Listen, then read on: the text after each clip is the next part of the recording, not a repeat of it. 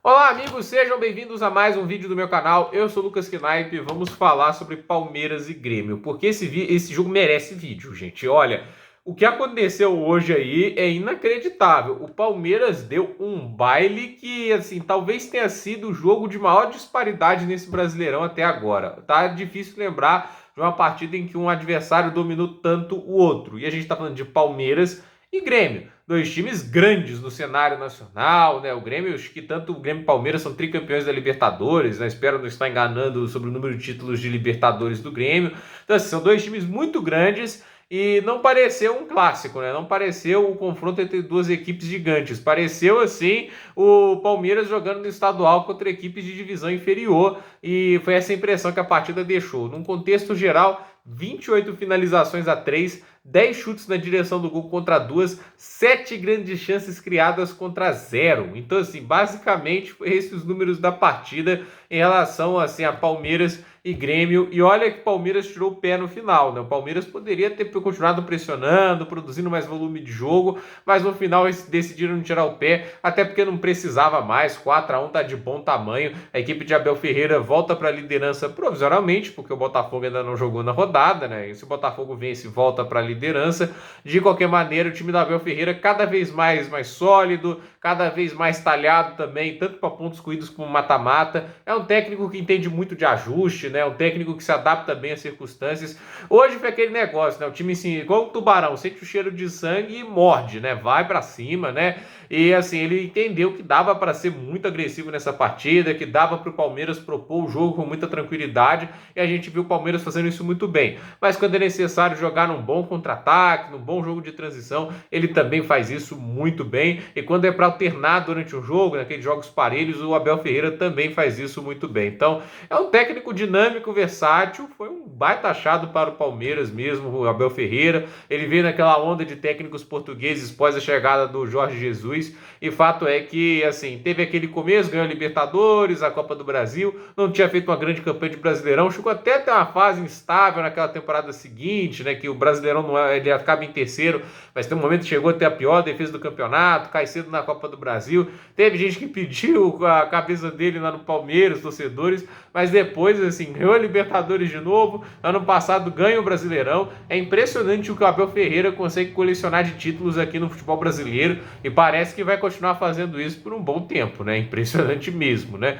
E hoje, né, assim, foi um baile, e o Renato Gaúcho sai muito pequeno desse jogo, né? Vamos ser sinceros, porque ele tenta fazer uma estratégia anti-Palmeiras. Ele coloca o time todo para trás, fazendo um 3-4-1-2. Primeiro, assim, é ruim quando você muda o esquema que o time está acostumado a jogar para uma partida em específico, entende? Você tem que saber ali fazer essas variações esquemáticas, né? Você tem que testar em mais momentos, né? E ele foi testar uma variação esquemática contra o Palmeiras, que vem jogando muito bem. E assim, ele colocou 3 zagueiros, Kahneman, Bruno Alves e o Bruno Vini, e ali uma linha de 4 assim, no meio campo, um pouquinho mais defensivo, com os alas que acabaram sendo laterais, porque mal subiu ao ataque, que era o Tomás Luciano e o Reinaldo, e o Felipe Carvalho e o Matias Villaçante. E no trio de ataque era o Cristaldo, Vina e o Bitelo. Então, assim, o time não é ruim, né? Tem, obviamente, algumas peças que são um pouco abaixo da média, mas tem outras peças aí que são bons jogadores, né? O Grêmio tá longe de ser uma das piores equipes do futebol brasileiro, né? Tipo, no Grêmio não é, por exemplo, foi o Água Santa no Campeonato Paulista. A disparidade dos elencos era muito maior.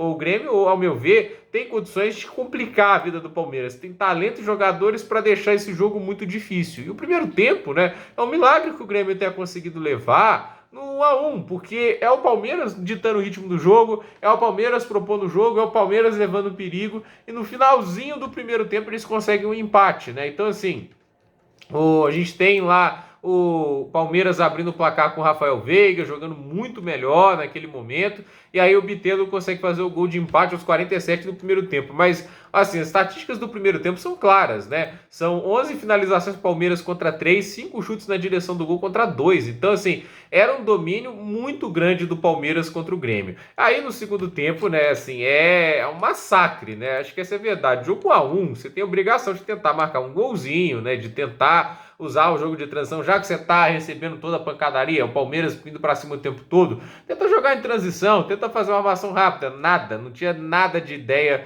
dentro do Grêmio. E assim, o segundo tempo foi 17 finalizações para o Palmeiras contra Zero do Grêmio. O Grêmio não finalizou no segundo tempo, né? E o Palmeiras criou só no segundo tempo 6 chances claras de gol e perdeu 3, né? E há de se elogiar muito o goleiro do Grêmio, né? O Gabriel Grando, né? Que ele catou bem nessa partida, e se não fosse ele, era um vexame ainda maior. E o Renato Gaúcho, né? Ele tem que ser cobrado, ele não pode ser apenas o ídolo do Grêmio, né? Eu vi gente defender o Renato Gaúcho falando que, olha, que esse elenco não existe milagreiro que faça jogar bem contra o Palmeiras, sendo que, assim, o Palmeiras, obviamente, é um time que vem jogando muito bem, vem ganhando a maioria dos jogos, né?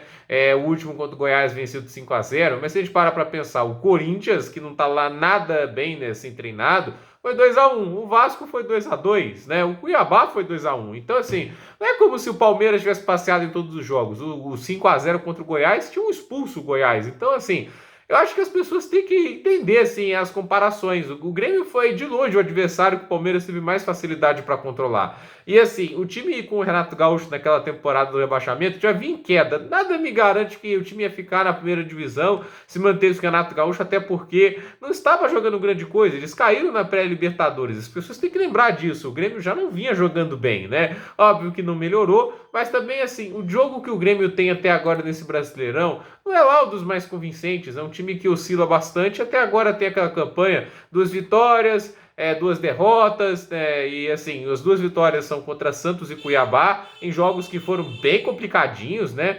E assim, as derrotas foram contra o Cruzeiro, teve um empate contra o Red Bull Bragantino, e olha, o Red Bull Bragantino podia ter ganhado esse jogo, agora essa derrota para o Palmeiras, entende? Não é um início bom de campeonato para o Grêmio, porque poderia estar fazendo mais.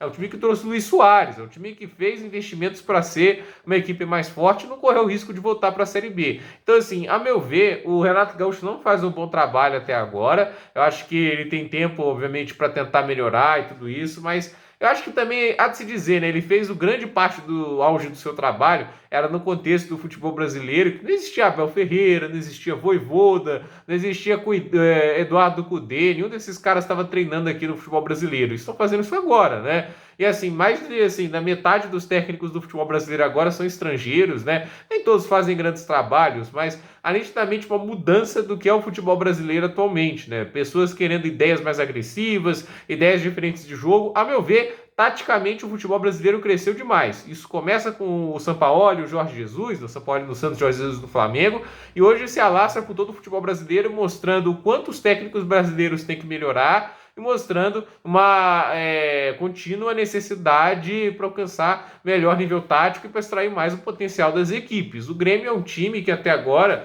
vem se contentando aí com um Roger Machado, um Renato Gaúcho, né? Sinceramente, acho que o Grêmio poderia ambicionar um pouco mais também, né? Eu acho que esse time dá para produzir mais do que vem fazendo até agora e, inclusive, vale lembrar, o Grêmio já sofreu 9 gols nesse Campeonato Brasileiro até agora. Tirando as equipes da zona de rebaixamento, América, Coritiba, Goiás e Cuiabá, o Grêmio é a pior defesa do futebol brasileiro. Acho que só o Red Bull Bragantino tomou mais gols, com 10. Então, assim, 9 gols sofridos em 5 jogos não é um bom número para o Grêmio. Então, a ver o que vai acontecer, mas fato é, o Grêmio até agora, né, mostra muitos sinais negativos. Eu acho que se continuar desse jeito, a tendência é brigar mais atrás da tabela do que mais à frente, mesmo tendo elenco para brigar mais em cima. Então, a ver o que vai acontecer. Gente, por esse vídeo é isso. Dúvida nos comentários, deixe seu like, se inscreva no canal, compartilhe esse vídeo e até o próximo vídeo.